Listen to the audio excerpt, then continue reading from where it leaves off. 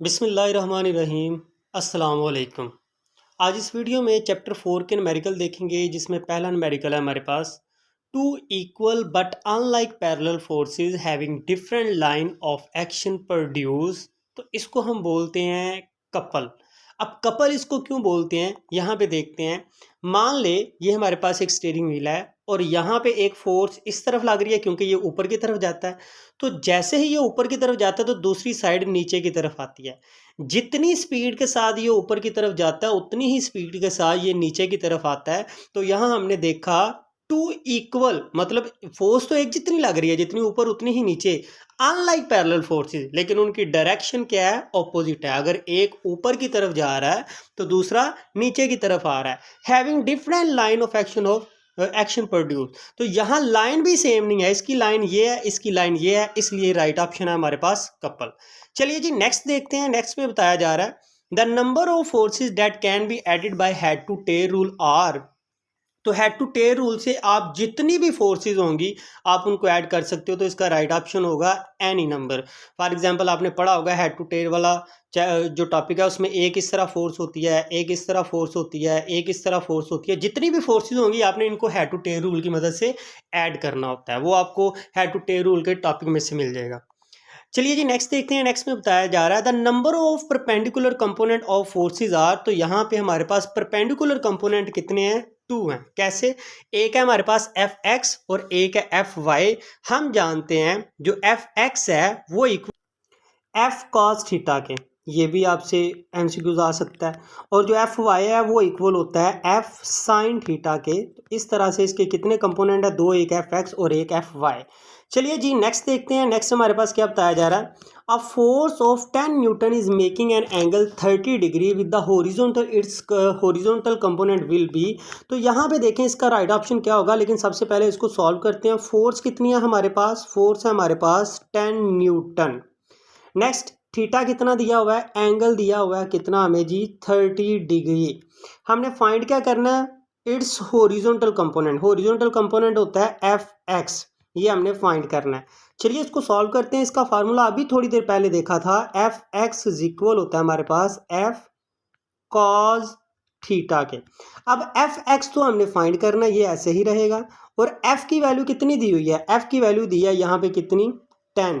तो एफ की वैल्यू यहाँ पे आप 10 पुट कर दो और कॉस ऐसे ही रहेगा। और थीटा की वैल्यू कितनी दी है, थीटा की वैल्यू दी है 30।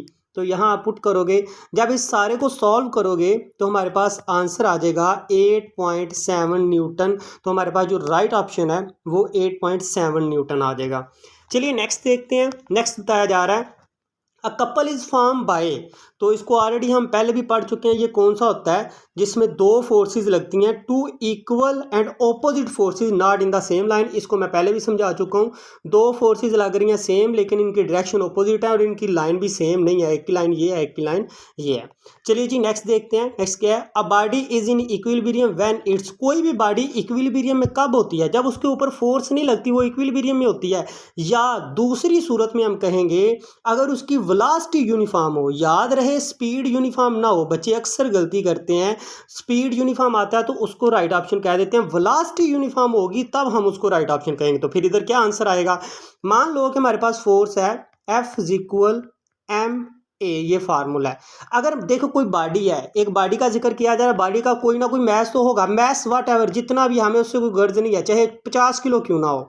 लेकिन अगर उसका एक्सीलेशन 0 हो जाए तो 0 इन सारी चीज़ों से मल्टीप्लाई होगा तो फोर्स कितनी आई, 0। जब किसी बॉडी के ऊपर फोर्स 0 होती है तो इसका मतलब वो बॉडी एक्स इक्विलिब्रियम में होगी। तो अब फोर्स कब 0 होगी, जब एक्सीलरेशन 0 होगा तो बॉडी इक्विलिब्रियम में होगी।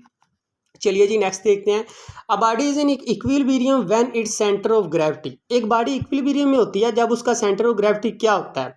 तो उसका सेंटर ऑफ ग्रेविटी क्या होता है, उसका सेंटर ऑफ ग्रेविटी होता है keep its height if displace. मतलब उसकी हाइट अगर आप डिस्प्लेस भी करोगे तो उसके सेंटर ऑफ ग्रेविटी पे कोई फर्क नहीं पड़ेगा। जैसे देखें ये बॉडी है, इस बॉडी का सेंटर ऑफ ग्रेविटी, ये सेंटर वाला पॉइंट जो है वो ये सेंटर ऑफ ग्रेविटी है। जैसे इसको इन्वर्ट करते हैं तो सेंटर ऑफ ग्रेविटी देखें ऊपर चला गया, मतलब हाइट में फर्क पड़ गया। इसने लिखा हुआ keep its height if displace, मतलब हाइट सेम रहेगी अगर आप उसे डिस्प्लेस करोगे। लेकिन ये बॉल है, इसका सेंटर ऑफ ग्रेविटी ये सेंटर वाला पॉइंट है, तो इसको जितना मर्जी आप घुमाओ ये इधर ही रहेगा। रहेगा सेंटर ऑफ ग्रेविटी सेंटर में रहेगा।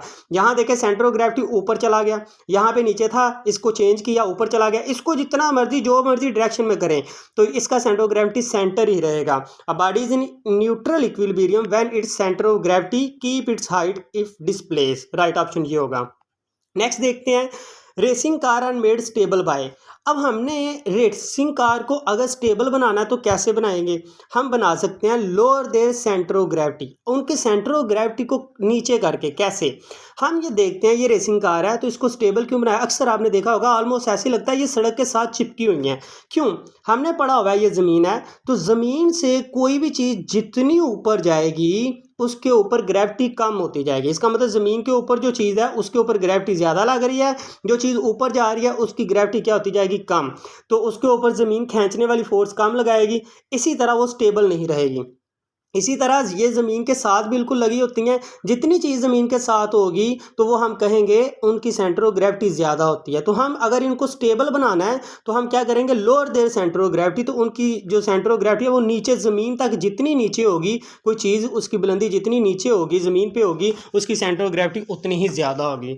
तो होप सो बच्चे आपको चैप्टर 4 के न्यूमेरिकल की समझ आई है। अगर आपका कोई भी क्वेश्चन है तो आप कमेंट सेक्शन में पूछ सकते हैं। मिलते हैं नेक्स्ट वीडियो में, तब तक अल्लाह हाफिज़।